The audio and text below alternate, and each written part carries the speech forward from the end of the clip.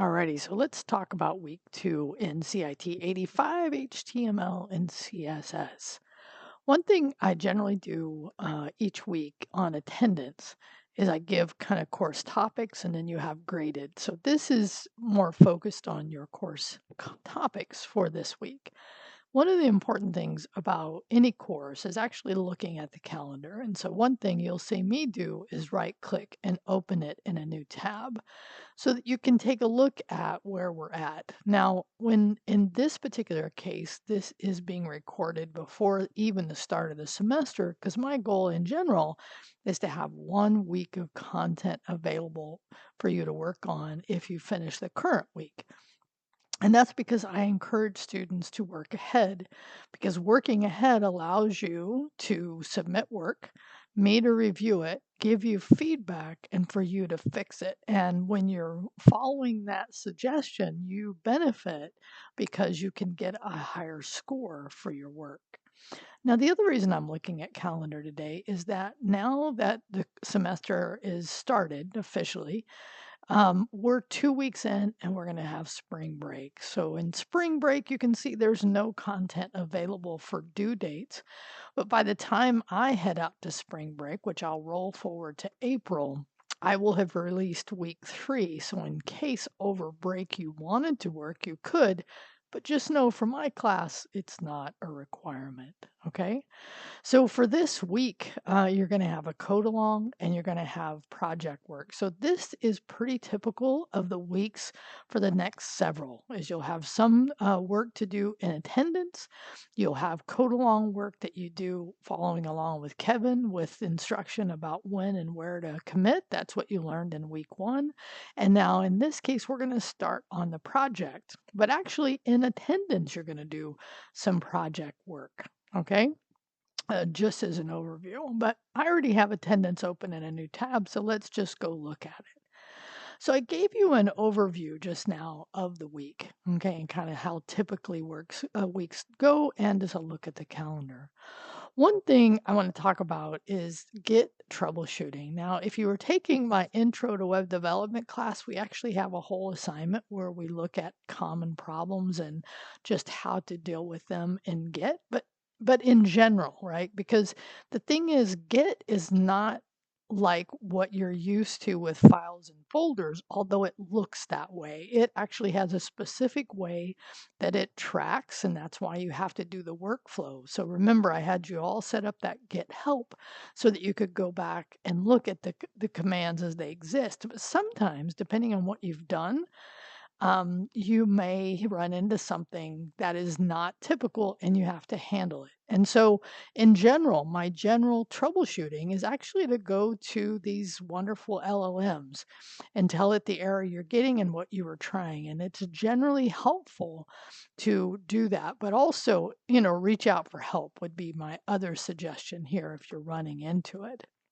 Now, one thing I want to show you, and I'm going to open up my editor. Now, for my editor, I'm working local. Some of you are working out on CodeSpace, which is totally fine.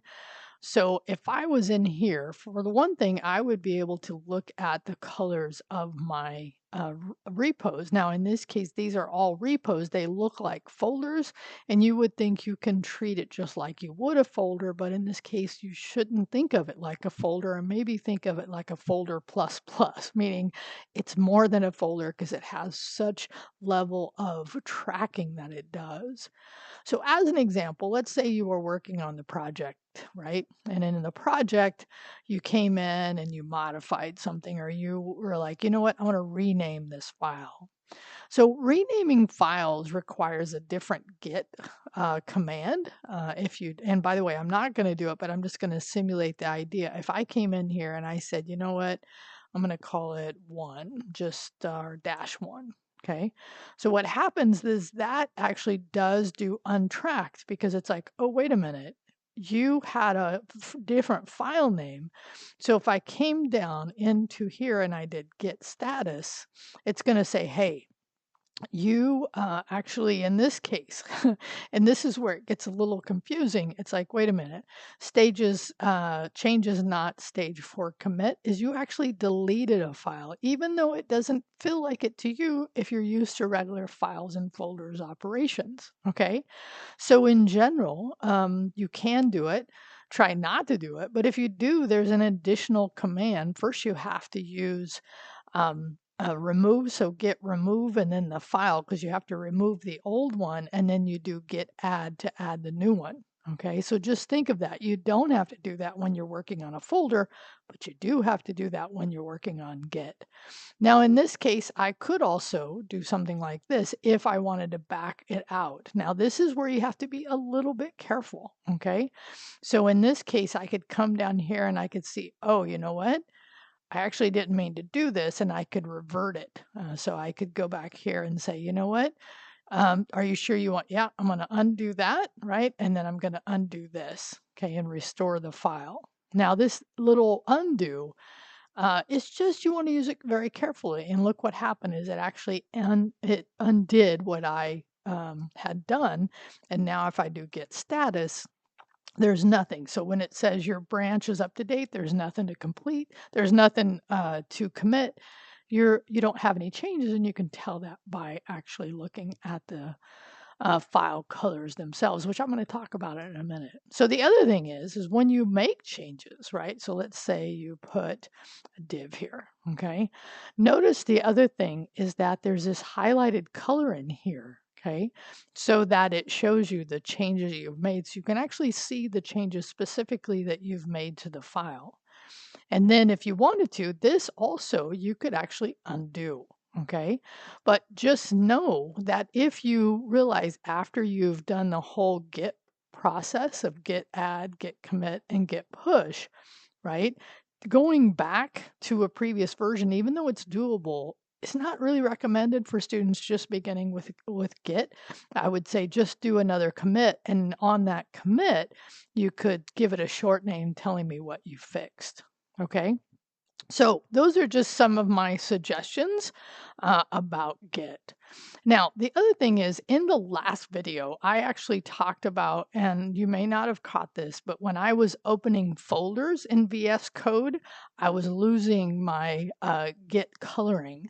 And so I've done some research since then because I realized in that video I told it not to allow it. And what I realized is I should have allowed it.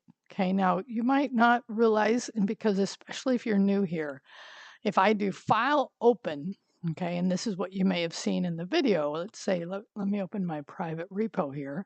So this is opening a repo by itself and not that base folder.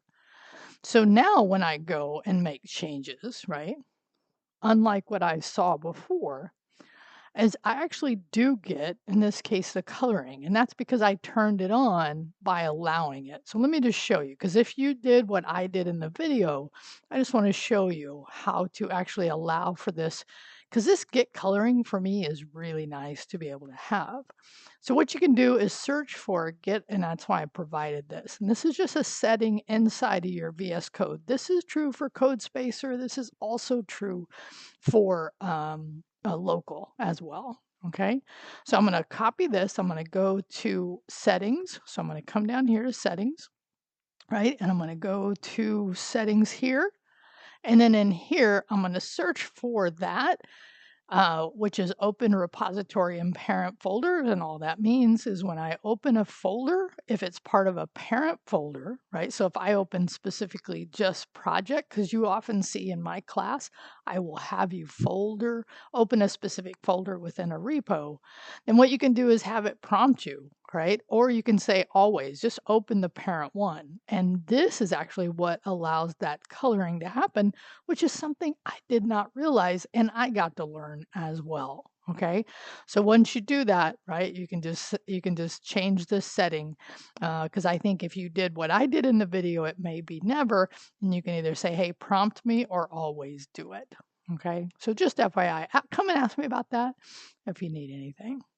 The last thing I'll say before you head into the actually video here where you're actually going to get points and start working on the project is for those of you using CodeSpace, If for some reason you wanted to get 60 more hours, there's actually a little content here showing students how to upgrade, and you have to become verified and academic status verified.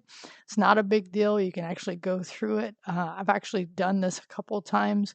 Other students have done this, and becomes an issue if for some reason you're using more hours than the 120 base.